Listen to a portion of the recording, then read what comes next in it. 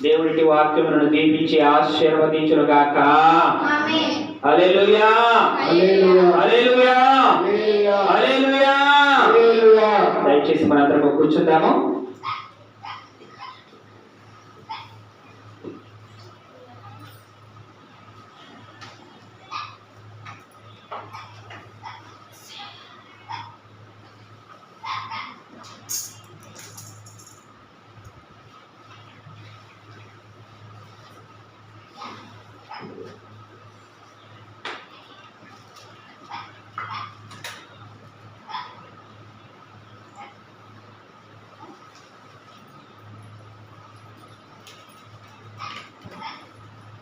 Thank you Lord. స్తోత్రం.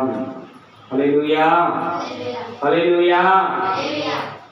మూడవ వచనం కాని చదువుదాం చూడండి ఒకసారి. నేను ఏర్పరచుకొనిన వానితో ఎలాగంట?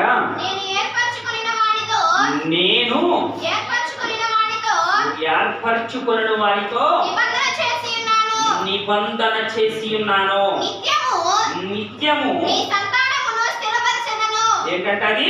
నీ సంతానమును స్థిరపరచెదను. నిత్యము నీ సంతానమును స్థిరపరచెదను. తరతరములకు ఏంటది?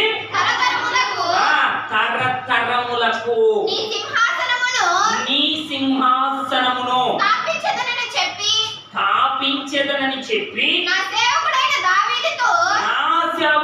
దావీదుతో ప్రమాణము చేసి ఉన్నాను. హల్లెలూయా,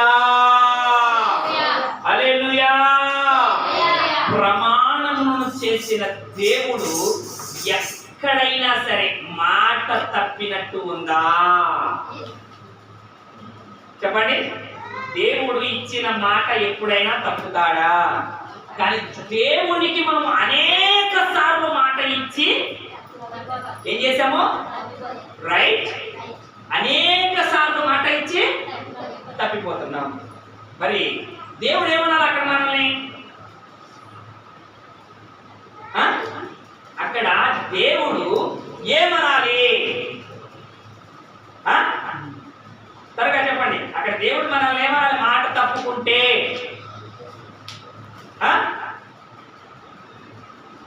చెప్పాలి. దేవుడు మాట ఇస్తే తప్పుకోడక, కానీ దేవునికి మాట ఇస్తే తప్పుకోవాలి. మారాల్సింది ఎవరు? మనుష్యులైన వారే మారాలి. హల్లెలూయా.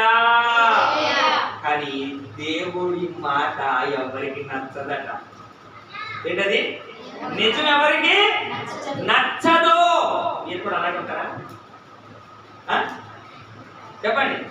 దేవుని మాట